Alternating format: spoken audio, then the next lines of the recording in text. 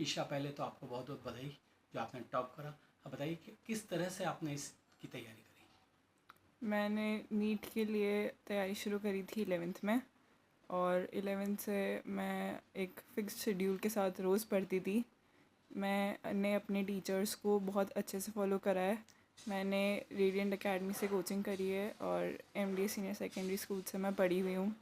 मैंने अपने टीचर्स को अच्छे से फॉलो किया है, एनसीईआरटी बुक्स को फॉलो किया है, पीवाईक्यूज़ फॉलो किए, और लास्ट में बहुत सारे फुल सिलेबस मॉक टेस्ट दिए।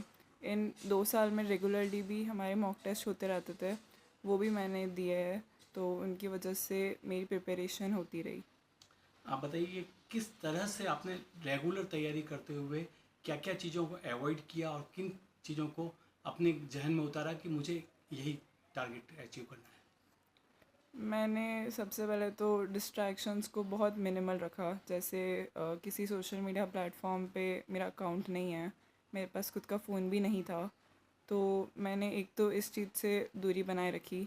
बाकी एक स्ट्रेस या प्रेशर की बात करूँ तो वो भी कभी कभी होता था, कभी कभी लगता था, पर उससे भी खुद को दूर करना या उससे ऊपर उठने की मैंने पूरी कोशिश करी है, या उससे दूर भी रही हूँ, क्योंकि उसमें फिर पढ़ाई नहीं हो पाती है, तो इन चीज़ों से भी मैं दूर रही हूँ।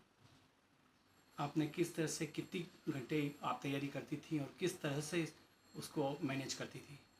मेरी सुबह कोचिंग का टाइम रहता था, तो सुबह 6 घंटे की कोचिंग रहती थी लगभग। फिर मेरी 6 से 7 8 घंटे की सेल्फ स्टडी ना करती थी। आप किन किन लोगों से अप्रेस होती थी कि मुझे उनको देख के तैयारी करनी, या फिर किन लोगों को आप एक ब्रांड मानती थी कि मैं कोई तैयार करना। मैं बताऊँ तो मेरे घर में कोई डॉक्टर नहीं है, तो ऐसा मेरे लिए कोई ऐसा रोल मॉडल तो नहीं था कि मुझे बड़े होकर इनके जैसा बनना है।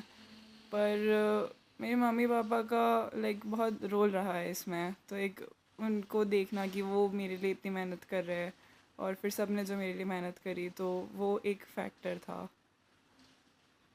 अब आगे चल के आपको क्या करेंगी, बनने के बाद क्या एम्बिशन रहेंगे आपके। मैं अभी तो एमबीबीएस एम्स दिल्ली से पढ़ना चाहती हूँ। उसके बाद मुझे कोई नॉलेज नहीं आगे की फील्ड्स की, तो मैं वो एमबीबीएस के वक्त एक्सप्लोर करूँगी। अपने गुरुजनों को कितना इसका श्रेय देती हैं आप। मैं इसका पूरा श्रेय उन्हें ही देती हूँ, क्योंकि उनके बिना पॉसिबल नहीं था ये सब अचीव करना। उन्होंने जो पढ़ाया, मेरी teachers like JMJ sir, KKP sir, ATP sir, NLS sir, Ram sir, RGV sir, NGP ma'am, PDL ma'am, जिन्होंने 2 साल जो पढ़ाया और मेरा सपोर्ट किया, Sumani sir, Shubham sir, NTS sir, उन सबको मैं इसका श्रेय देना चाहूँगी। उन वो नहीं होते तो आज मैं ये सब पॉसिबल नहीं होता, ये हासिल नहीं कर पाती।